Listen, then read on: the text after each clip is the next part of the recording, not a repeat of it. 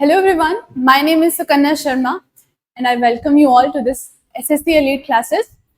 आज हम अपना कॉन्स्टिट्यूशन का भाग 3 या तीसरा भाग या पार्ट 3 कह लो, जो कि आता है मौलिक अधिकार, वो करेंगे। इससे पहले हम लेक्चर्स देख चुके हैं, भाग 1 भी हमने कर लिया है। थोड़ा सा बताओ मुझे भाग 1 क्या था। तो पार्ट 1 कर चुके हैं हम,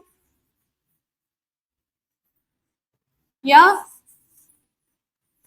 भाग 1 उसमें क्या था? यूनियन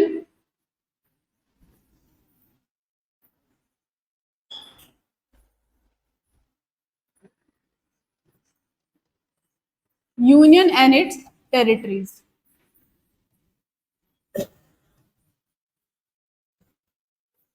यूनियन और टेरिटरीज क्या होता है? जितने भी भारत में जितने भी राज्य हैं, भारत की कितनी टेरिटरी है, उन सब के नाम, उन सब की लिस्ट पार्ट 1 में आती है।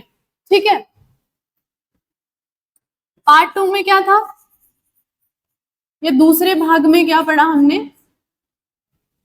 दूसरे भाग में हमने पढ़ा, पहले में देश के बारे में पढ़ लिया कि देश में क्या क्या है, कौन से राज्य हैं, कितने राज्य हैं, क्या एरिया है। ठीक है। दूसरे भाग में क्या है, क्या पढ़ा हमने? उस देश की नागरिकता। ठीक है, सिटीजनशिप। ये था दूसरा भाग किसका? संविधान का, भारत के संविधान। आज हम क्या करेंगे? भाग 3, जो कि आता है हमारा मौलिक अधिकार।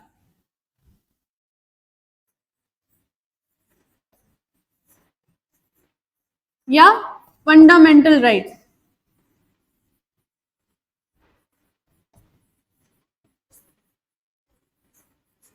अच्छा, ठीक है। हम सोर्सेज ऑफ कॉन्स्टिट्यूशन या संविधान के स्रोत भी हम पढ़ चुके हैं, है ना। तो संविधान के स्रोत में हमने फंडामेंटल राइट्स कहाँ से लिए हैं। अब हम आते हैं, आज हम करेंगे भाग 3 मौलिक अधिकार। सबसे ज्यादा इंपॉर्टेंट पार्ट कह लो। आपको भी पता होगा, आपने इतने एग्जाम्स दिए हैं, मॉक टेस्ट लगाते हो, है ना। इतने एग्जाम्स, गवर्नमेंट एग्जाम्स जितने भी आपने दिए, अगर पॉलिटी अपने आप में एक बहुत इंपॉर्टेंट सब्जेक्ट है, लेकिन पॉलिटी में भी अगर सबसे इंपॉर्टेंट पार्ट में अगर बोलूं तो फंडामेंटल राइट्स आता है, एग्जाम पॉइंट ऑफ व्यू से भी। और अगर आप एक सिटीजन हो एक कंट्री के, तो ये आपके अधिकार हैं, आपके मौलिक अधिकार हैं, जिनके बारे में आपको अगर एग्जाम के बारे में नहीं भी पता, नहीं भी देना है, तो नॉर्मली भी आपको पता होना चाहिए अपने मौलिक अधिकारों का। ठीक है। तो कहाँ से लिए हैं हमने अपने मौलिक अधिकार, या मौलिक अधिकार का मतलब क्या होता है, बताइए मुझे। या ये वैसे तो हम स्रोत में पढ़ भी चुके हैं। तो जो फंडामेंटल राइट्स है,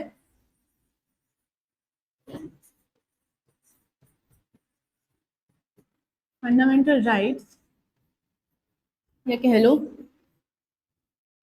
मौलिक अधिकार,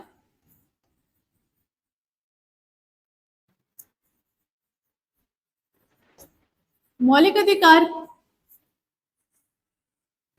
हमने भारत ने जिस संविधान से ये सोर्स, ये कंसेप्ट लिया है मौलिक अधिकारों का, वो था bill of rights. Bill of rights, अधिकारों का बिल। ठीक है। ये बिल ऑफ राइट किसके कॉन्स्टिट्यूशन से लिया है? यूनाइटेड स्टेट्स ऑफ अमेरिका या यूएसए से हमने बिल ऑफ राइट्स से अपने फंडामेंटल राइट्स उठाए हैं। लेकिन यूएसए ने भी, कहां से ये लोग जागरूक हुए कि हम भी अपने संविधान में मौलिक अधिकार का कॉन्सेप्ट रखेंगे, या हर कंट्री को मौलिक अधिकार रखने चाहिए। तो सबसे पहले अधिकारों की अगर बात की जाए, तो कहां से ये अधिकारों की बात उठी? तो वो उठी, राइट्स की बात करूं अगर मैं, अधिकार की बात करूं, तो यूरोप में 1215 के अराउंड, इस टाइम के क्या थे, यहाँ पे एक राजा थे, किंग जॉन। ठीक है। ये इतने अत्याचारी राजा थे, इतने बुरे राजा थे। देखो, आदमी की पहचान भी कैसे कैसे होती है ना, कई लोग बहुत ही अच्छे होते हैं। जैसे कि अगर अभी जिनकी बात करें, मैं जो पास अवे हो गए हैं, रतन टाटा सर, उनकी बात करें तो वो कितने महान आदमी थे। उनको याद करते गई काफी पॉजिटिव, काफी अच्छी अच्छी चीजें दिमाग में आती है। लेकिन कुछ ऐसे भी राजा थे, इन्होंने अपनी बीवी को मरवा दिया, लोगों की प्रॉपर्टीज हड़प ली, है ना, बहुत अत्याचार किए कि तुम ये काम करो बस। मतलब आप ये समझो कि एक आम आदमी की जो जिंदगी है उसके कुछ भी रखा नहीं, कि उनके जो अंडर थे, प्रजा थी जो इनकी, कि वो एक राजा के रूप में देख सके। आज के टाइम पे तो अगर हमारे माता पिता भी कुछ हमसे थोड़ा ऊपर नीचे अगर बोलते तो हम अपने लिए स्टैंड ले लेते हैं कि नहीं नहीं, हम ये नहीं करेंगे, इतना तो हमारा बेसिक राइट है, आप इतना ज्यादा हम पे कंट्रोल नहीं कर सकते। करते हैं ना कई बच्चे ऐसे, अपने पेरेंट्स को ही ऐसे करते हैं। लेकिन उस टाइम पे राजाओं के लिए भी, राजाओं को भी लोग बहुत मुश्किल होती थी। तो यहाँ पे जो है एक एलिट सेक्शन ने क्या किया कि राजा के अगेंस्ट उन्होंने रेबिलियन कर दिया। ठीक है, तो उन्होंने क्या बोला कि नहीं ऐसे नहीं चलेगा, आपका इतना अत्याचार नहीं चलेगा, हमें चाहिए अपने ये अधिकार, कि फंडामेंटल राइट्स तो हमें, एक अधिकार हमारे भी हैं, हम भी एक मनुष्य हैं, है ना। तो उन्होंने क्या किया, एक डॉक्यूमेंट साइन करवाया।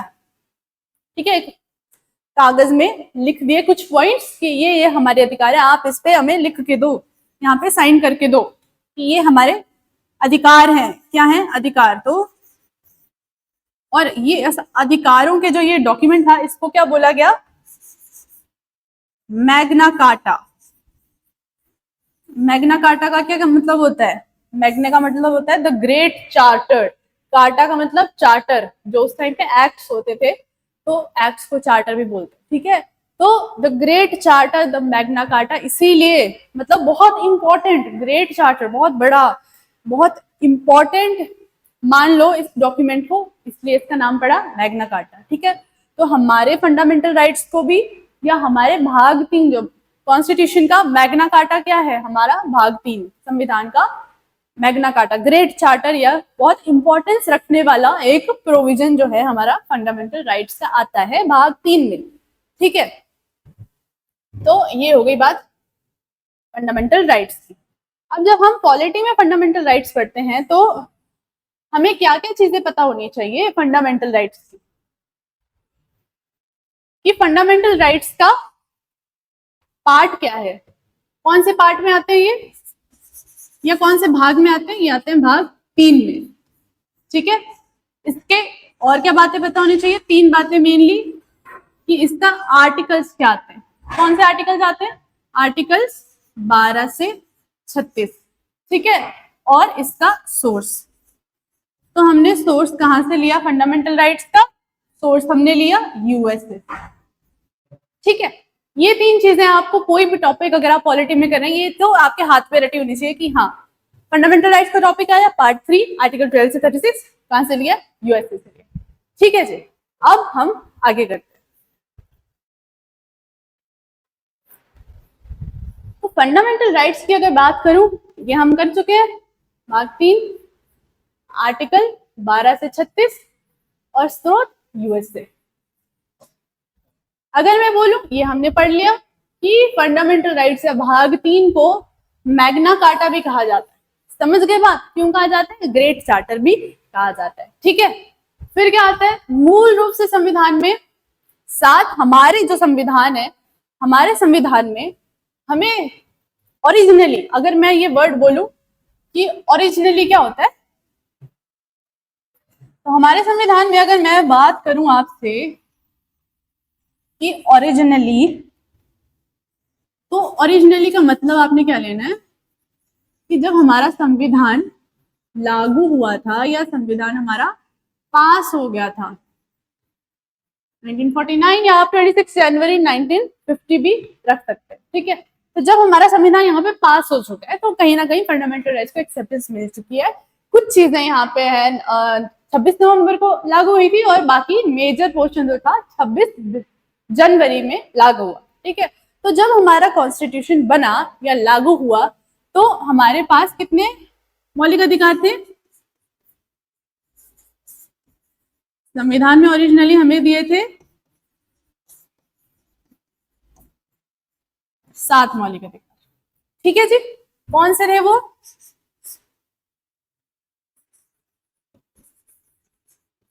Right to equality. इसका अनुच्छेद कौन सा आता है? इसका आता है आर्टिकल, ये आपको वैसे ही याद होने चाहिए, ठीक है, आर्टिकल 14 टू 18। फिर आता है हमारे पास कौन सा अधिकार, कौन सा आता है? राइट टू फ्रीडम, ये आता है 19 से 22 के बीच में। फिर आता है राइट अगेंस्ट एक्सप्लॉयटेशन, कौन से अनुच्छेद में आता है? 22 और 23, ठीक है, सॉरी, ये आता है हमारा 23 और 24 में। फिर आता है यहाँ पे हमारा right to freedom of religion. फिर आता है आपका फ्रीडम ऑफ रिलीजन के बाद कल्चरल एंड एजुकेशनल राइट्स, जो कि आते हैं आपके 29 और 30 में। फिर आता है आपका छठे नंबर पे राइट टू प्रॉपर्टी, ये आता है आपका आर्टिकल 31, ठीक है। और सातवां कौन सा था? Right to constitutional remedies. सभी पढ़ेंगे आगे डिटेल में कि ये कौन कौन से आपके मौलिक अधिकार थे, ठीक है जी। तो अब क्या होता है, जो ये छठा वाला था हमारा, जो ये वाला आर्टिकल था, जो ये वाला अधिकार था मौलिक अधिकारों में से, इसको हमने माइनस कर दिया, इसको घटा दिया, और अब हमारे पास कितने हैं मौलिक अधिकार? 6, ठीक है। टोटल हमारे पास 6 मौलिक अधिकार हैं। तो अब इसको हटाया, तो पहले कितने थे? 7 थे, अभी कितने? 6 हैं, ठीक है। इसको कौन सी अमेंडमेंट से हटाया? अब किसी चीज को बदलाव किया, किसी चीज का संशोधन किया, तो कौन सा अमेंडमेंट था वो? 44। क्या क्या याद होना चाहिए? 44 अमेंडमेंट था, 44 कॉन्स्टिट्यूशनल अमेंडमेंट था। और कौन से साल में आया था? 1978 में आया था। और क्या पता होना चाहिए आपको इसके बारे में? कि इसको फिर यहां से तो हटा दिया, मौलिक अधिकारों से तो हटा दिया, लेकिन फिर कहां पे इसको रखा उठा के? अब ये हमारा कानूनी अधिकार, ठीक है। तो अब ये क्या है? हमारा लीगल राइट है। कौन से अनुच्छेद में लीगल राइट बन चुका है? हमारा आर्टिकल या अनुच्छेद 300 ए में, ठीक है। तो क्या होता था पहले कि आपने राइट टू प्रॉपर्टी तो दे दिया लोगों को कि आपका फंडामेंटल राइट है।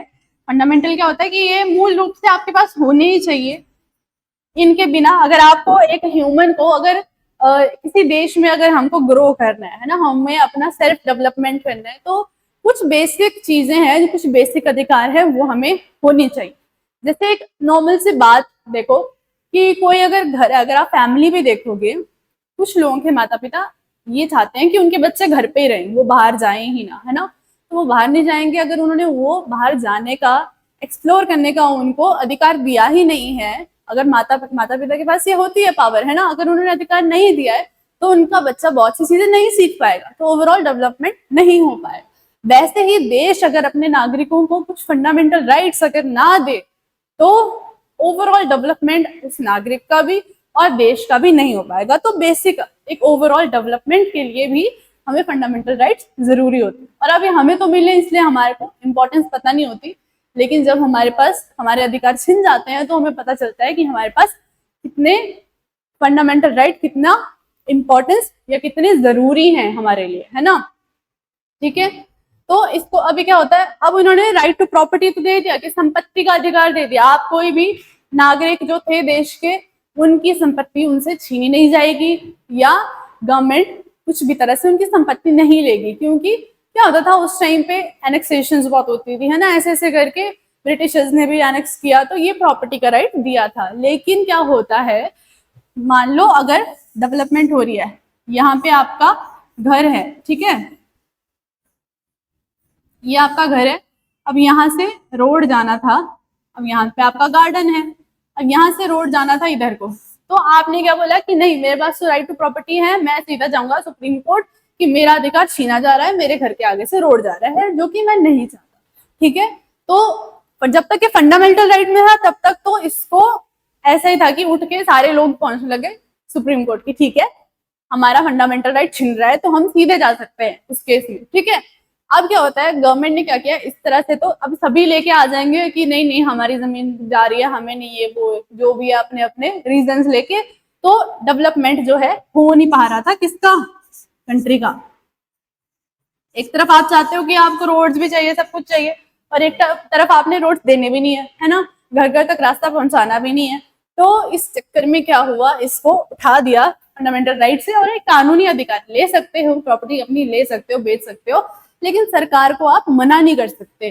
सरकार उसका मुआवजा आपको देगी, लेकिन आप बिल्कुल ये नहीं करोगे कि नहीं नहीं मैं अपना फंडामेंटल राइट नहीं दूंगा। ठीक है, तो ये चीज थी, समझ गए।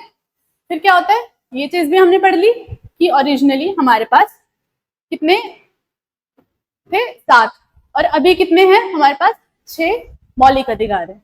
ठीक है, छठा मौलिक अधिकार कौन सा था, राइट टू प्रॉपर्टी, जिसको डिलीट कर दिया था from the list of fundamental rights, delete करके कौन सी अमेंडमेंट से, 44th अमेंडमेंट से उसको हटा दिया गया, 1978 की बात है, और क्या कर दिया, उसको एक कानूनी अधिकार बना दिया या लीगल अधिकार बना दिया अनुच्छेद 300A में। ये चीजें आपने याद रखनी है, ये तो आपको पता ही होनी चाहिए। आजकल ये इतना बेसिक क्वेश्चन बन गया है, किसी वनडे एग्जाम में, किसी छोटे से छोटे एग्जाम में भी अगर आप देखोगे तो ये क्वेश्चन आता है अभी भी, डायरेक्ट का डायरेक्ट, कि बता दो कौन सा आर्टिकल है कि फंडामेंटल राइट्स उठा के उसको लीगल कानूनी अधिकार बना दिया, कौन से आर्टिकल के तहत, 300A। ठीक है, अब क्या बात है कि फंडामेंटल राइट्स जो मौलिक अधिकार है ये सबको मिलते हैं, लेकिन कुछ कुछ केसेस में ऐसा भी होता है कि ये जा भी सकते हैं हमारे, जब नेशनल इमरजेंसी लगी होती है देश में। इमरजेंसी के टाइम पे क्या होता है, सारा पावर जो है कुछ कुछ आपको गवर्नमेंट सरकार अपने हिसाब से कंट्रोल करती है चीजें। ठीक है, तो कुछ कुछ जो आपके राइट्स हैं कि अभी आप ये सब चीजें नहीं कर सकते हो उस टाइम पीरियड पे, जिस टाइम पे आपकी नेशनल इमरजेंसी लगी। ठीक है, तो कौन से आर्टिकल, बस 2 आर्टिकल जो हैं जो नहीं छीनते हमारे, आर्टिकल 20 और 20। ठीक, अगर मैं अब बात करूं कि आप फंडामेंटल राइट्स हैं 6, भारत में हर तरह का लोग रहता है, मतलब हर तरह का लोग मतलब सिटीजन भी और नॉन सिटीजन भी। सिटीजन क्या होता है, सिटीजन को हिंदी में क्या बोलते हैं, नागरिक। तो नागरिक भी रहता है और गैर नागरिक भी रहता है, मतलब एक आम इंसान जो टूरिस्ट आते हैं वो लोग भी रहते हैं। तो कुछ फंडामेंटल राइट्स ऐसे हैं जो सिर्फ नागरिकों को मिलते हैं, और कुछ फंडामेंटल राइट्स ऐसे हैं जो सभी को मिलते हैं। कुछ अलग तो होगा ना, जो भारत के नागरिक है उनको ज्यादा फंडामेंटल राइट्स मिलते हैं, हमने ये सिटीजनशिप वाले लेक्चर में भी देखा था। ठीक है, तो कौन कौन से राइट्स हैं जो सिर्फ और सिर्फ भारत के नागरिकों को मिलते हैं, वो है 15, मेरे साथ साथ बोलना, ठीक है, 15, 16, 19, 29 और 30। ये आप लिख लो, रट लो, 15, 16, 19, 29, 30, 15, 16, 19, 29 और 30, ये कौन से अनुच्छेद हैं जो केवल और केवल भारतीय नागरिकों को मिलते हैं। ठीक है, जो भारत के नागरिक नहीं होते उनको कौन से, 14 सबको मिलता है, 17, 18, 20, 21, 22 और आगे के भी। ठीक है, ये जो है नॉन सिटीजन्स को भी मिलते हैं, जो नागरिक नहीं है उनको भी, जो टूरिस्ट है उनको भी राइट टू इक्वालिटी मिलता है, उनके साथ भी हम छुआछूत नहीं करते, उनको इनको जो है हम ऐसे ही धरते नहीं है ना। ठीक है, फिर क्या होता है, आर्टिकल 22 की बात आती है, जो सिर्फ एनिमी एलियंस को नहीं मिलता, जो हमारे जो एनिमी कंट्री के जो सिटीजन्स हैं वो अगर भारत में हैं उन लोगों को जो है ये आर्टिकल नहीं मिलता। बाकी फ्रेंडली देश, उन लोगों के, फ्रेंडली देशों के नागरिक अगर हमारे देश में है तो उनको ये राइट्स मिलते हैं। ठीक है, तो देख लेते हैं एक बार कौन कौन से हमारे अधिकार हैं। समानता का अधिकार जो कि आता है 14 से 18 के बीच में, स्वतंत्रता का अधिकार जो कि आता है 19, 20, 21, 22 के बीच में, राइट अगेंस्ट एक्सप्लॉइटेशन, शोषण के विरुद्ध कि किसका शोषण नहीं होगा। बच्चों को आप फैक्ट्री में नहीं लगा सकते, किसी ऐसी जगह डेंजरस जगह नहीं लगा सकते जहां से उन्हें खतरा है किसी चीज का, ठीक है। 23-24 में फ्रीडम ऑफ रिलीजन, धार्मिक स्वतंत्रता। हमने पढ़ा था ना कि भारत का सेक्युलर नेचर है, धर्मनिरपेक्ष देश है, लेकिन भारत में रहने वाले जो लोग हैं वो कोई भी किसी भी तरह का धर्म उनको अपनाना है वो अपना सकते हैं, वो फ्री है, उनको नहीं अपनाना तो वो छोड़ सकते हैं, वो इस चीज से फ्री है, धार्मिक स्वतंत्रता का अधिकार है उन्हें, ठीक है। आर्टिकल 25 से 28 के बीच में। फिर आता है सांस्कृतिक एवं शैक्षणिक अधिकार, एजुकेशनल राइट्स या कल्चरल एजुकेशनल राइट्स, इसको भी आगे हम पढ़ेंगे, 29-30 में आता है, ठीक है। फिर आते हैं लास्ट में संवैधानिक उपचारों का अधिकार, बहुत इंपॉर्टेंट आर्टिकल है आपका, आर्टिकल या अनुच्छेद 32, इसको फंडामेंटल राइट्स का हार्ट भी बोलते हैं। अगर ये अनुच्छेद ना हो तो इसका मतलब ये है कि आपने सामने रख दिए हैं खाने की बहुत सारी चीजें कि आप जो है ये भी खा सकते हो, पिज्जा भी खा सकते हो, बर्गर भी खा सकते हो, चाय पी सकते हो, जूस पी सकते हो, आपको जो खाना है आप खा सकते हो, ये हम बोल रहे हैं, और उसके बाद हम आपका मुंह बंद कर दें। तो अधिकार है आपको खाने का, लेकिन हमने मुंह बंद करके रखा है, तो उसका मतलब यही है कि अगर आपके पास अनुच्छेद 32 नहीं है तो आपके फंडामेंटल राइट्स का कोई मतलब नहीं है। तो अनुच्छेद 32 क्या कहता है कि इनमें से कोई भी आपका मौलिक अधिकार अगर छीनता है, अगर सरकार ऐसा कुछ करती है कि आपका मौलिक अधिकार आपको नहीं मिल रहा है या आपसे किसी तरह का डिस्क्रिमिनेशन किया जा रहा है, तो आप सीधे डायरेक्ट जा सकते हैं सुप्रीम कोर्ट, सिर्फ और सिर्फ किस केस में, सिर्फ अगर आपका मौलिक अधिकार छिन रहा है। ऐसे आप सीधे डायरेक्ट सुप्रीम कोर्ट नहीं जा सकते, ऐसे आपको एक प्रोसीजर फॉलो करना पड़ता है, छोटे कोर्ट्स में, फिर सबऑर्डिनेट कोर्ट से हाई कोर्ट से आगे, ठीक है, समझ रहे हो। आगे समझ बात, 6 हमने फंडामेंटल राइट्स पढ़ लिए। एक वो फीचर्स है फंडामेंटल राइट्स के कि फंडामेंटल राइट्स या मौलिक अधिकार पूर्ण नहीं है, अर्थात सीमित है। पूर्ण नहीं है का मतलब है कि वो लिमिटेड है या वो सीमित है। ऐसा नहीं है कि आपके लिए जैसा राइट टू प्रॉपर्टी में हुआ था, ये वही बात है कि ऐसा नहीं है कि आपको अगर राइट टू प्रॉपर्टी मिल गया है तो बस सारी प्रॉपर्टी आपकी है, ऐसा नहीं है, ये लिमिटेड है। अगर पार्लियामेंट चाहे तो आपके फंडामेंटल राइट्स को वो चेंज कर सकती है अपने हिसाब से, ठीक है, ऐसा होता था। और फंडामेंटल राइट्स सैक्रोसेंट नहीं है, ये इन्होंने कहा था। एक केस आया था 1967 में, एक गोलकनाथ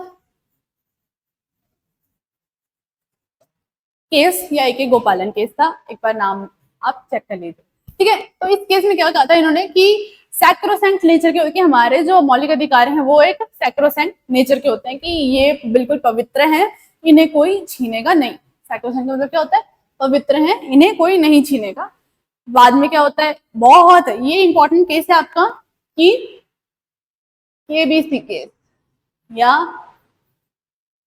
केशवानंदा भारती केस,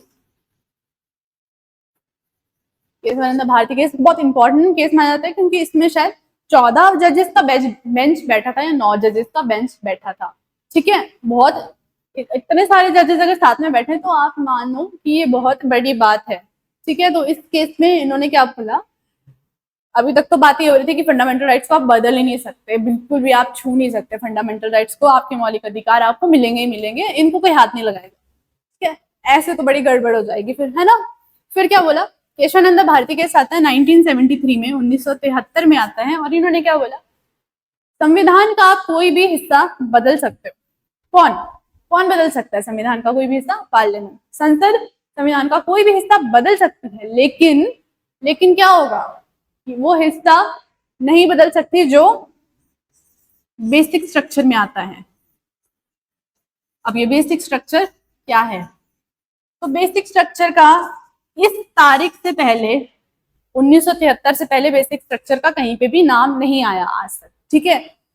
इस जब ये केस का जजमेंट आया तो इन्होंने की बात की आप कोई भी हिस्सा बदल दीजिए लेकिन आप बेसिक स्ट्रक्चर का हिस्सा नहीं बदलेंगे। तो बेसिक स्ट्रक्चर में इन्होंने डिफाइन भी नहीं किया कि बेसिक स्ट्रक्चर में क्या आता है। कुछ कुछ चीजें इन्होंने बताई है जो हम आगे किसी लेक्चर में देखेंगे कि बेसिक स्ट्रक्चर में अभी क्या क्या चीजें आई हैं, वो बताएगा टाइम टू टाइम, समय के हिसाब से जब भी कोई बात आती है तो ये कौन बताएगा, ये सुप्रीम कोर्ट बताता जाएगा कि ये चीज बेसिक स्ट्रक्चर में आती है, ये चीज बेसिक स्ट्रक्चर में नहीं आती है। ये सारा जिम्मा उठा लिया किसने, सुप्रीम कोर्ट ने, ठीक है, कि बेसिक स्ट्रक्चर नहीं हिलना चाहिए, संविधान का कहीं ना कहीं नेचर नहीं हिलना चाहिए। जैसे मैं जिस तरह की इंसान हूँ, मेरा नेचर वैसा ही रहना चाहिए, बाकी मैं चाहे जितनी भी डेवलप कर लूँ, ठीक है, आप जितने भी बदलाव लाने आप ले आओ, फंडामेंटल राइट्स को भी चेंज कर लो, लेकिन उसका बेसिक स्ट्रक्चर ना बदले। ये कौन से केस में बोला, केशवानंदा भारती केस में, ठीक है। तो ये दोनों चीजें भी हमने पढ़ ली। अब आपने एक बात नोटिस करी होगी, पता नहीं करी होगी कि नहीं करी होगी, मैं आपको बता देती हूँ कि हमने पढ़ा कि आते हैं फंडामेंटल राइट्स, फंडामेंटल राइट्स को FR से लिख रही हूँ, मौलिक अधिकार, ठीक है, इससे समझ लेना। तो आते किसमें, 12 से 36 के 35 के बीच में, तो 12 से 35 के बीच में तो ये आते हैं। लेकिन हमने तो जब राइट टू इक्वालिटी अभी मैंने पीछे आपको करवाया, वो तो 14 से 18 था, फिर उसके बाद 19 से 22 था, ऐसे ऐसे करके जो अधिकारों के बारे में बात हुई वो तो 14 से हुई है। तो 12 और 13 में क्या आता है, तो देखो 12 और 13 में अभी तक क्या था, फंडामेंटल राइट्स की इन्होंने बात की कि कोई भी स्टेट आपके साथ आपके मौलिक अधिकार नहीं छीन सकता है, ये लिखा हुआ। तो 12 में आपका बताया कि स्टेट में क्या क्या चीजें आती, और ये जो स्टेट में इन्होंने बताई हैं कि ये चीजें आती हैं, ये डेफिनेशन स्टेट की लागू होगी सिर्फ अनुच्छेद, सिर्फ फंडामेंटल राइट्स भाग 3 और भाग 4 में, ठीक है। भाग 4 में भी जो स्टेट की डेफिनेशन दी है वो यही है, और भाग 3 में भी जो राज्य इन्होंने डिफाइन किए हैं कि क्या क्या चीजें राज्य में आएगी, कि चाहे अगर वो पार्लियामेंट आपका मौलिक अधिकार छीने, चाहे सरकार हो या राज्य के विधायिका हो या लोकल बॉडी हो या पंचायत हो, कोई कंपनी हो, गवर्नमेंट की कोई कंपनी हो, ठीक है, इसकी कोई लिमिट नहीं है, ये बहुत बड़ा है स्टेट का डेफिनेशन। और अगर इससे कोई क्वेश्चन आता है कि स्टेट की डेफिनेशन में क्या ये चीज आती है, ये चीज आती है नहीं आती, तो आज तक जितने भी क्वेश्चन इससे बने हैं कि स्टेट की डेफिनेशन जो आर्टिकल 12 में डिफाइन की है, तो उसमें मोस्टली आंसर क्या होता है, ऑल ऑफ द अबव, क्योंकि इसकी डेफिनेशन बहुत बड़ी है, इसकी परिभाषा, जिस भी चीज में राज्य के हाथ होगा, जिस भी चीज में गवर्नमेंट का हाथ होगा, उस चीज को स्टेट माना जाएगा, ठीक है, चाहे वो फिर पार्लियामेंट हो, गवर्नमेंट हो, लेजिस्लेचर हो स्टेट का, या लोकल बॉडी हो, CBI, NHRC या NGT हो, कोई भी हो, ठीक है, ये सारी चीजें आएंगी स्टेट में। तो ये किसमें बताया है, आर्टिकल 12 में, आपने इतना ही याद रखना, ठीक है। ये तो हो गया आर्टिकल 12 के बाद। अब आते हैं अनुच्छेद 13 में।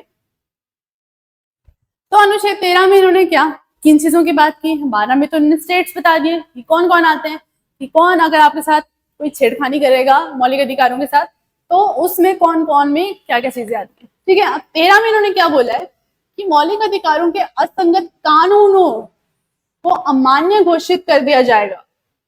किस कानूनों को, कौन से कानून को अमान्य घोषित कर दिया जाएगा, जो असंगत हैं, जो मौलिक अधिकारों के साथ नहीं बैठ रहे हैं सही। तो इसमें भी इन्होंने 2-3 चीजें बोली हैं, वैसे वो क्लॉजेज इतने इंपॉर्टेंट नहीं है, पर मैं आपको वैसे बता देती हूँ, ठीक है। तो उसका पहला क्लॉज था, उसमें शायद ये लिखा था कि 1950 से पहले के जितने भी कानून बने थे, क्योंकि अभी तक हमारी जो IPC थी वो 1860 की चल रही थी, अभी तो चलो बदल गई है, अभी ही बदली है 2024 में, है ना। तो ये क्या कह रहे हैं कि इसका क्लॉज ये कह रहा था कि 1950 के पहले और भी कई कानून थे जो हमारे अभी भी काम में कर रहे हैं, जो बहुत पुराने चले थे, 50 से पहले की भी कुछ चीजें थी। मान लो 1910 में कोई कानून आया था, वो भी अगर अभी तक चल रहा है, तो उन कानूनों में मान लो इसमें इतने प्रोविजंस है, इन प्रोविजंस में से अगर कोई 2 प्रोविजन मान लो कि हमारे अधिकारों से ठीक नहीं बैठ रहे हैं, बात कर रहे हैं मे भी छुआछूत की बात कर रहे हैं, या डिस्क्रिमिनेट कर रहे हैं किसी चीज से, तो इन कानूनों को हम नहीं मानेंगे। आर्टिकल अनुच्छेद 13 में इन्होंने ये बात की है कि कोई भी कानून अगर ऐसा बनता है जो हमारे मौलिक अधिकारों के असंगत है, उनके साथ में अगर नहीं मैच कर रहा है या उनके अगेंस्ट जा रहा है, तो उन कानूनों को हम नहीं मानेंगे। एक ये कह दिया इन्होंने पहले क्लॉज में। फिर क्या कहा इन्होंने दूसरी बात कि पार्लियामेंट को भी, संसद को भी ऐसे कानून नहीं बनाने हैं जो हमारे मौलिक अधिकारों से असंगत बनेंगे, तो उन्हें ऐसे कानून नहीं बनाने हैं। ठीक है, ये बात भी कह ली। फिर बाद में उन्होंने क्या कहा कि कुछ कुछ चीजों में चलो आप बना सकते हो कानून, थोड़े बहुत चेंजेस आप कर सकते हो मौलिक अधिकारों में, जिसमें अगर दूसरा कोई पिछड़ा व्यक्ति है, अगर उसको उठाने के लिए कोई कानून बना रहे हो तो आप बना सकते हो। ठीक है, ये चीजें बताई। अब इसके साथ और क्या क्या चीजें बताई इन्होंने कि लॉज जो इनकंसिस्टेंट थे वो तो मैंने आपको बता दी कौन से क्या था कि 1950 वाले कुछ प्रोविजंस नहीं चलेंगे तो वो भी हम नहीं मानेंगे, पार्लियामेंट को भी नहीं बनाने चाहिए ऐसे लॉज। फिर क्या है, अब लॉज में क्या क्या आता है, लॉज में परमानेंट कानून भी आते हैं या स्थायी कानून भी आते हैं जो पार्लियामेंट बनाती है। तो देखो पार्लियामेंट जो हमारी संसद है या जो हमारी विधायिका है, विधायिका और न्यायिका जो हमारी जुडिशरी है, जो हमारी विधायिका है और जुडिशरी में, न्यायिका में थोड़ा ऐसा चलता रहता है। ठीक है, कॉन्फ्लिक्ट इनके बीच में चलता रहता है क्योंकि संसद में ये लोग आए हैं, अपनी सरकार जो है, सरकार को अपने कानून बनाने होते हैं, है ना, अपने लॉज वो उनको अपने हिसाब से बनाने होते हैं। इनके ऊपर चेक कौन रखता है, जुडिशरी, कि नहीं नहीं आपने तो ये गलत बना दिया, ये तो जो है नागरिकों के साथ में ठीक नहीं बैठेगा, ये उनके अगेंस्ट जा रहा है, ये उनके अधिकारों के अगेंस्ट जा रहा है, तो ये सब ध्यान रखता है जुडिशरी।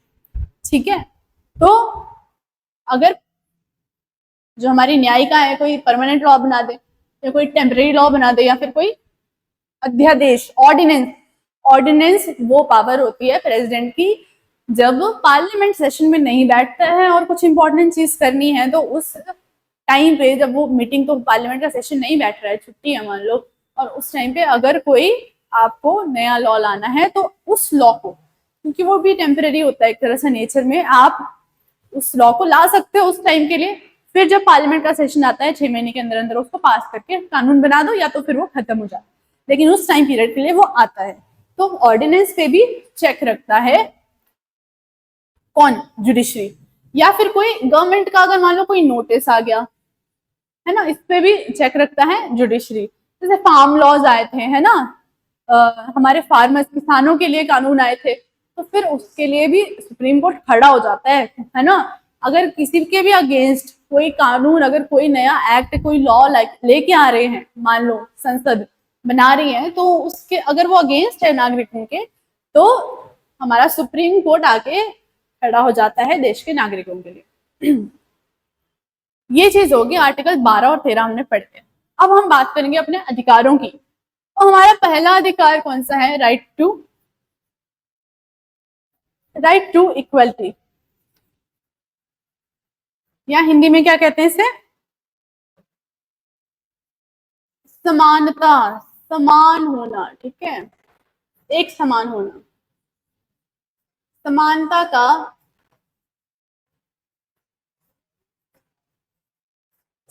का अधिकार। आर्टिकल 14 में दो चीजें दी हैं, इक्वालिटी बिफोर लॉ, कानून के समक्ष समानता, इक्वल प्रोटेक्शन ऑफ लॉ। ठीक है, तो इक्वालिटी ऑफ लॉ में क्या है, ये वाला है। इक्वालिटी ऑफ लॉ में क्या है कि किसी भी तरह का कोई स्पेशल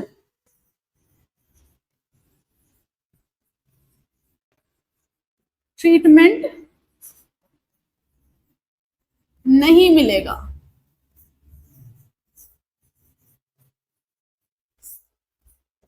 ठीक है, ये किसमें कहा इन्होंने, इक्वालिटी बिफोर लॉ में, किसी भी तरह का कोई भी स्पेशल ट्रीटमेंट किसी को भी नहीं मिलेगा। कानून के सामने सब बराबर है। कानून की देवी जस्टिस लेडी आपने देखी थी ना, उनके आंखों में पट्टी बंदी होती है। अब तो चेंज हो गया है, अभी थोड़े पिछले हफ्ते क्या हुआ है, अब वो बदल चुका है, अब वो पट्टी हट चुकी है वैसे, लेकिन मैं आपको समझाने के लिए बता रही हूँ कि इस इक्वालिटी बिफोर लॉ को एक नेगेटिव कंसेप्ट माना जाता है। नेगेटिव क्यों? एक नेगेटिव कंसेप्ट क्यों माना जाता है? क्योंकि इसमें नहीं लगा है कि कानून के सामने कोई भी ऊपर नीचे नहीं है, कानून के सामने किसी को भी स्पेशल ट्रीटमेंट नहीं मिलेगा। इसका एक और एग्जांपल देख लो कि मान लो किसी ने कोई गलती कर दी, ठीक है, किसी ने कोई गलती कर दी और उनको अब उसका चालान भरना है या उनको उसका फाइन भरना है, तो फिर क्या कर दिया, अगर हम इसके हिसाब से चले, इक्वालिटी बिफोर लॉ के हिसाब से चले, तो फिर क्या होगा कि एक तो वही गलती की अंबानी ने और एक वही गलती की एक छोटे से किसान ने, ठीक है। तो अगर कानून के सामने सभी बराबर हैं, अगर इसके हिसाब से चले, तो इन्होंने उस लॉ के लिए जो फाइन रखा था वो रखा था इन्होंने 1,00,000 रुपए, ठीक है। तो 1,00,000 रुपए फाइन रख दिया था किसके लिए, कि ये कानून है, अगर किसी ने तोड़ा तो उसको 1,00,000 फाइन भी लगेगा, ठीक है। अब वो कानून अगर अंबानी तोड़ता है तो उसको तो फाइन भरने के लिए तो 1,00,000 रुपए तो कुछ भी नहीं है ना। और वही 1,00,000 रुपए एक किसान को भरने पड़ेंगे तो बहुत बड़ी बात हो जाएगी। तो ये बोलता है इक्वालिटी बिफोर लॉ, ठीक है। और ये इसीलिए एक नेगेटिव कंसेप्ट है, क्योंकि ऐसा तो फिर कुछ ठीक नहीं लग रहा ना, ये तो कुछ गलत बात होगी। टैक्स की भी जैसे अगर हमने अभी किया कि महंगी आइटमों पे ज्यादा टैक्स लगता है, छोटी आइटमों पे कम टैक्स लगता है ना, तो ये चीज है, समझ गया। अब इक्वल प्रोटेक्शन ऑफ लॉ क्या होता है, ये एक पॉजिटिव कंसेप्ट है। अच्छा, उसके साथ साथ जो है तो है ये नेगेटिव कंसेप्ट, तो हमने ये लिया कहां से है,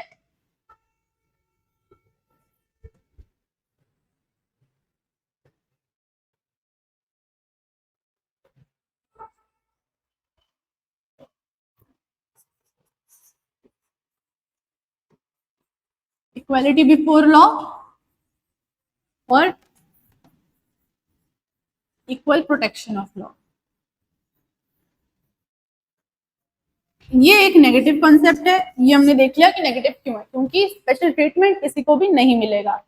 कानून अंधा है, एक तरह से कानून अंदर नहीं है, कानून को सब कुछ दिख रहा होता है। अब तो पट्टी भी हट चुकी है ना, लेकिन समझाने के लिए बता रही हूँ कि उनके सामने कोई अगर अमीर खड़ा है, गरीब खड़ा है, कोई जैसा भी आदमी खड़ा है, उसका स्टेटस कोई मैटर नहीं करता, आपको अलग तरह से ट्रीट नहीं किया जाएगा। जो ये बात है, ये बात है, ठीक है। लेकिन इक्वल प्रोटेक्शन ऑफ लॉ क्या बोलता है कि आप पॉजिटिव डिस्क्रिमिनेशन कर सकते हो, और ये एक पॉजिटिव कंसेप्ट है, पॉजिटिव है, ठीक है। ये हमने किससे लिया है, ये हमने लिया है ब्रिटेन से, ये हमने लिया है यूएसए से, ठीक है। अब पॉजिटिव डिस्क्रिमिनेशन कैसे होती है, जैसे मान लो एक स्कूल है, स्कूल में बच्चा आ रहा है, बच्चा एक व्हील चेयर वाला भी है, तो अब अगर वो स्कूल उस व्हील चेयर वाले बच्चे के लिए, वो सीढ़ियां तो चढ़ नहीं सकता व्हील चेयर वाला बच्चा, जो एक आम बच्चा चढ़ सकता है वो व्हील चेयर वाला नहीं चढ़ सकता, उसके लिए जो है रैंप बना दिया स्कूल ने कि आप भी स्कूल में बराबर है। तो अब ये बराबर माना जाएगा इसको, क्योंकि अब ये अपनी व्हील चेयर में बैठ के जाएगा। तो ये हुआ बराबर करना। इसको क्या, इस बराबर करने को क्या बोलते हैं, इस बराबर करने को कहते हैं इक्विटी। क्या कहते हैं, इक्विटी, ठीक है। कि कोई भी तरह का डिस्क्रिमिनेशन, एक तो पॉजिटिव डिस्क्रिमिनेशन थोड़ा बहुत हम कर सकते हैं, ठीक है। जैसे कि रिजर्वेशन है, आगे उसी के बारे में पढ़ेंगे हम, राइट टू इक्वालिटी में सारे ही आते हैं ना, आर्टिकल 14 भी, ठीक है। तो मान लो यहाँ पे 3 लोग हैं और तीनों की हाइट अलग है, और ये देख रहे हैं खिड़की के बाहर से, ठीक है। अब इस आदमी को तो दिख रहा है, दिख रहा है खिड़की के बाहर, देखना है सबको, ये अपॉर्चुनिटीज है। इस आदमी को हम दे देते हैं 2 फीट का, इसकी जो हाइट है 6 फीट है, इसकी हाइट 4 फीट है और इसकी हाइट 2 फीट, तो इसको 2 फीट का चेयर दे देते हैं और 2 फीट की सीढ़ी दे देते हैं कि अब ये भी इसके बराबर हो जाएगा, ठीक है। इसको 4 फीट की सीढ़ी दे देते हैं ताकि ये अब इनके बराबर हो जाए। तो जब कोई पिछड़ा हुआ व्यक्ति है, उसकी मदद करने के लिए उसको कुछ एक्स्ट्रा अपॉर्चुनिटी मिल रही है, तो उस चीज को क्या बोलते हैं, इक्विटी। तो ऐसा कर सकती है पार्लियामेंट। इस चीज को क्या कहते हैं, इक्वल प्रोटेक्शन ऑफ लॉ या कानून का समान संरक्षण। ठीक है, इतना ही आपने याद रखना है, ज्यादा कुछ वो नहीं है। याद क्या रखना है, नेगेटिव है ब्रिटेन से लिया है, पॉजिटिव कंसेप्ट है यूएसए से लिया है, और कौन कौन से हैं। ठीक है, आर्टिकल 14 हो गया। अब अगर बात करें हम आर्टिकल 15 की, आर्टिकल 15 क्या कहता है, धर्म, मूल वंश, जाति, लिंग या जन्म स्थान के आधार पर भेदभाव का निषेध, कि डिस्क्रिमिनेशन नहीं होगा। डिस्क्रिमिनेशन के 5 ग्राउंड्स हैं।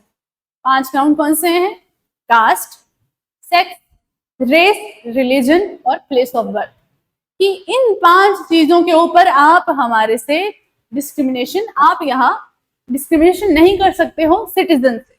याद रखना, ये वाला सिर्फ सिटीजन्स को मिला है, सिर्फ और सिर्फ सिटीजन्स को। ठीक है, अगर कोई टूरिस्ट आ रहा है, बाहर का कोई व्यक्ति आ रहा है, तो उसको ये अनुच्छेद से अधिकार नहीं मिलता है। ठीक है, दूसरा क्या है, दूसरा वही चीज लिखी है कि 5 ग्राउंड्स लिखे। इसी का दूसरा सब क्लॉज क्या कहता है, अनुच्छेद 15 का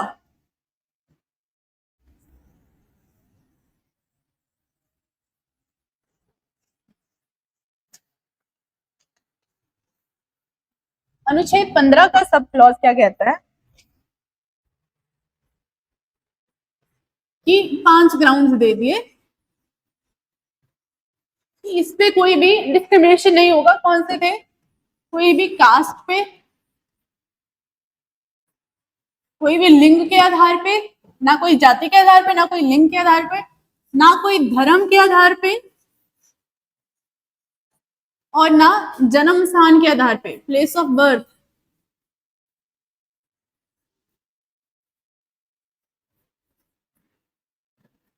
ना कोई रेस के आधार पे। ठीक है, दूसरी क्या चीज कहता है कि पब्लिक प्लेसेस पे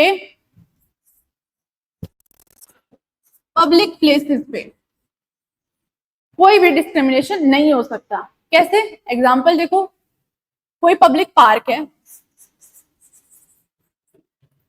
या कोई गार्डन है, वहां पे आप गए हो घूमने, ठीक है, अपनी फैमिली के साथ। वहां पे जो आपके घर में मान लो एक काम करने वाली आंटी आते हैं, वो भी वहां पे आए हैं, तो आप उनको ये नहीं बोलोगे कि यहाँ तो हम लोग हैं, आप यहाँ पे क्यों आए हो। आप ये क्वेश्चन उनको नहीं कर सकते। ठीक है, आप अगर थिएटर में मूवी देखने गए हो, पब्लिक एरिया ही है वो, किसी का पर्सनल, ऐसा मेरे घर की बात नहीं है। ठीक है, वो राइट नहीं है। लेकिन पब्लिक प्लेसेस पे बात किसकी हो रही है, पब्लिक प्लेसेस पे, या अगर गवर्नमेंट की बनाई हुई चीजों पे, गवर्नमेंट इंस्टीट्यूशंस पे, या फिर पब्लिक, कोई प्राइवेट भी होल्ड कर रहा है लेकिन है वो पब्लिक है, वहां पे भी आप उसको डिस्क्रिमिनेट नहीं कर सकते हो इन 5 चीजों के ऊपर, इन्हीं 5 चीजों के ऊपर। ठीक है, तो पार्क में गए, आप थिएटर में गए हो, वहां पे आपके साथ में ही सीट मिली है किसको, आपके घर पे जो काम करने वाली आंटी आते हैं, या कोई किसी अलग जाति का इंसान आता है, या फिर किसी, अगर आपको ऐसा लगता है कि ये तो इसका लिंग तो कुछ और है, मेरे से ये तो लड़की है, ये नहीं मेरे साथ बैठेगी, या फिर इसका ये तो हिंदू है, ये मेरे साथ नहीं बैठेगा, ये तो मुस्लिम है, ये क्रिश्चियन है, तो ये मेरे साथ नहीं बैठेगा, तो ये चीज बिल्कुल गलत है। ये कहाँ बोला है, 15 के सब क्लॉज 2 में। 3 में क्या बोला है कि ठीक है डिस्क्रिमिनेशन नहीं करेंगे, लेकिन अभी तक जिनके साथ डिस्क्रिमिनेशन हुआ है, या अगर सोशली अगर हम देखें तो डिस्क्रिमिनेशन होता है, अगर लिंग के आधार पर डिस्क्रिमिनेशन किसी के साथ होता है ना, तो फिर हम क्या करेंगे, चिल्ड्रन या विमेन या औरतों के लिए हम कुछ स्पेशल प्रोविजन बना सकते हैं, स्पेशल प्रोविजन बना सकते हैं। ठीक है, चौथे सब क्लॉज में क्या बोला इन्होंने कि चाइल्ड के लिए कर दिया। फिर इनको आता है कि अच्छा, अब जो पिछड़ी जाति का भी है, या शेड्यूल्ड ट्राइब है या अदर बैकवर्ड और किसी जाति का है, तो उसके लिए भी हम स्पेशल प्रोविजन ला सकते हैं। ठीक है, फिर क्या बोला कि हम गवर्नमेंट इंस्टीट्यूशंस में अगर बात हो रही है गवर्नमेंट इंस्टीट्यूशन की या एजुकेशनल इंस्टीट्यूशन में अगर एडमिशन की बात है, रिजर्वेशन की बात है, तो हम वो चीज प्रोविजन स्पेशल बना सकते हैं। फिर से बोला इन्होंने, ठीक है। अब इसका ये वाला इंपॉर्टेंट हो जाता है क्योंकि इन्होंने क्या कहा कि ईडब्ल्यूएस कि जो ईडब्ल्यूएस सेक्शन के इकोनॉमिक वीकर सेक्शन के जो लोग हैं उनके लिए भी हम स्पेशल प्रोविजन बना सकते हैं। और ये कौन से, ये सब क्लॉज, ये याद रख लेना कि ये वाला सब क्लॉज था, ये कौन से अमेंडमेंट से या संशोधन से ऐड किया था, तो वो था हमारा 103rd कॉन्स्टिट्यूशनल अमेंडमेंट एक्ट। ठीक है, चलो, तो ये बात की है इन्होंने कि रिस्ट्रिक्शन नहीं होती कौन से ग्राउंड पे, एक्सेस टू पब्लिक संबंधी प्रतिबिंब, क्या लिखा हुआ है इन्होंने, ये थोड़ा समझ लेना, मैं पढ़ देती हूँ इसको। ठीक है, कि आप दुकानों में नहीं आप कह सकते हो कि किसी भी तरह का आप डिस्क्रिमिनेशन नहीं कर सकते हो। पब्लिक रेस्टोरेंट में कि अगर उसी रेस्टोरेंट में कोई अगर आपका काम करने वाला भी आ रहे हैं तो आप नहीं कर सकते हो। सार्वजनिक स्थानों में भी अगर कोई ऐसा व्यक्ति आता है तो आप डिस्क्रिमिनेशन नहीं कर सकते हो। ठीक है, पहले के टाइम पे होता था ना ऐसा कि कोई कुआं यूज कर रहा है तो वैसे वहां से सिर्फ ब्राह्मण ही उठाएंगे पानी, ये जाति वाला नहीं उठाएगा, तो ये सब चीजें आप नहीं कर सकते हो। ठीक है, रास्ते में अगर गाड़ी कोई चला रहा है तो आप ये नहीं बोलोगे कि तू यहाँ पे गाड़ी मत चला, ये तो सिर्फ हम ही चला सकते हैं। तो इस तरह का कोई भी डिस्क्रिमिनेशन आपके नहीं होगा, कोई भी तरह का भेदभाव नहीं होगा। ये किसमें बात की थी, अनुच्छेद 15 में। अब आ जाते हैं हम अनुच्छेद 16 में। 16 भी सेम बात करता है लेकिन पब्लिक एम्प्लॉयमेंट के ऊपर बात करता है या रोजगार, सरकारी रोजगार के ऊपर बात करता है कि धर्म के आधार पे, मूल वंश के आधार पे, जाति के आधार पे या लिंग के आधार पे जो है, या जन्म स्थान, वंश और निवास के आधार पे कोई भी भेदभाव नहीं किया जाए। 15 में हमने क्या पढ़ा था, 15 में हमने पढ़ा था धर्म, मूल वंश, जाति, लिंग और जन्म स्थान, 5 ग्राउंड्स पढ़े। 16 में 2 और ऐड हो जाते हैं।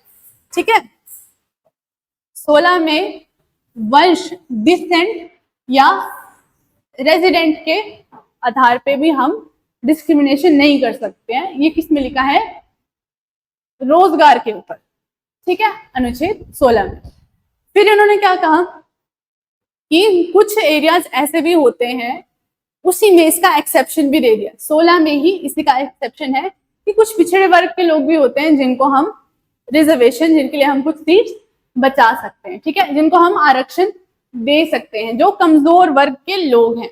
तो ये वाला इसका सब क्लॉज ये याद रख लेना कि 16 का जो चौथा पार्ट है, 16 का जो चौथा सब क्लॉज है, उसमें बात की है रिजर्वेशन की। 16 में ही बात की है कि गवर्नमेंट के लिए, जॉब के लिए, अगर आपको रोजगार के लिए रिजर्वेशन, आप डिस्क्रिमिनेशन नहीं कर सकते, भेदभाव नहीं कर सकते, ये बात कही है। उसी के चौथे में क्या कहा है कि अगर कोई पिछड़े वर्ग का व्यक्ति है और उसको रोजगार देने की जरूरत है तो उसके लिए रिजर्वेशन कर सकते हैं। ठीक है, उसको आरक्षण दे सकते हैं। यही चीज के लिए इन्होंने एक कमीशन भी बनाई, मंडल कमीशन बनाई। मंडल कमीशन को क्या कहा कि आप रिसर्च करो, ग्राउंड लेवल पे आप देखो कि कौन कौन सी जातियां हैं या कौन कौन से वर्ग के लोग हैं जिनको आरक्षण की जरूरत है, तो उनको दिया जाएगा। तो मंडल कमीशन ने क्या कहा कि ओबीसी का कंसेप्ट आया फिर कि 27% आरक्षण मिलना चाहिए अदर बैकवर्ड क्लासेस को या ओबीसी को। ठीक है, फिर क्या आता है, फिर सरकार बदलती है 1991 में। किसकी सरकार आती है, वीपी सिंह की सरकार में। इन्होंने क्या कहा, इंदिरा साहनी का एक और केस हुआ था जिन्होंने इस कमीशन की रिकमेंडेशन इन्होंने मान ली, स्वीकार कर ली थी। कौन सी, कि हम अदर बैकवर्ड क्लासेस को आरक्षण दे देंगे। इसके साथ साथ इंदिरा साहब ने यहाँ पे 10%, इन्होंने 10% कहा था कि ईडब्ल्यूएस को भी, या सामान्य ईडब्ल्यूएस, इकोनॉमिकली जो वीकर सेक्शन है, जनरल कैटेगरी के, अगर जो इकोनॉमिकली मतलब जिनके फाइनेंशियली कम है, स्टेबल नहीं है उतना फाइनेंशियल उनका फैमिली बैकग्राउंड, तो उन लोगों को भी आरक्षण मिलना चाहिए। ये बात तब भी हुई थी। ये आरक्षण कब मिला हमें? 103rd अमेंडमेंट के इस टाइम पे, ठीक है। लेकिन उस टाइम पे ये इन्होंने बात कैंसिल कर दी या अस्वीकृत की, और उस टाइम के लिए इन्होंने ये बात नहीं मानी थी, ठीक है। तो इसमें ये ज्यादा इंपॉर्टेंट यही है कि 16 का चौथा सब क्लॉज अगर बहुत ही ज्यादा इंपॉर्टेंट क्वेश्चन आ गया तब, अगर सिंपल है तो आपको बस इतना पता होना चाहिए कि पब्लिक एम्प्लॉयमेंट में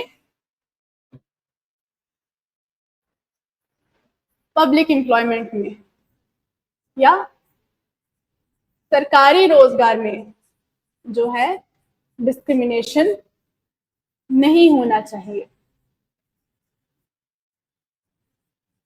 ठीक है। इतना याद रखना है इजी के लिए। अगर मुश्किल आ गया तो यही आएगा कि 16 के 4 में क्या पूछा गया, ठीक है। अब चलते हैं हम अपने नेक्स्ट अनुच्छेद में, जो है अनुच्छेद 16, अबॉलिशन ऑफ अनटचेबिलिटी। मतलब छुआछूत कोई भी नहीं करेगा। सिर्फ यही एक आर्टिकल है, सिर्फ यही एक अनुच्छेद है हमारे पूरे मौलिक अधिकारों में से भी और पूरे संविधान में, जिसका कोई भी एक्सेप्शन नहीं है कि नहीं इस केस में हम छुआछूत कर सकते हैं। ऐसा कोई भी इसमें क्लॉज नहीं दिया है। इसमें ये पूरा का पूरा पूर्ण है या एब्सोल्यूट है। जो हम पढ़ रहे थे ना कि पूर्ण क्या होता है,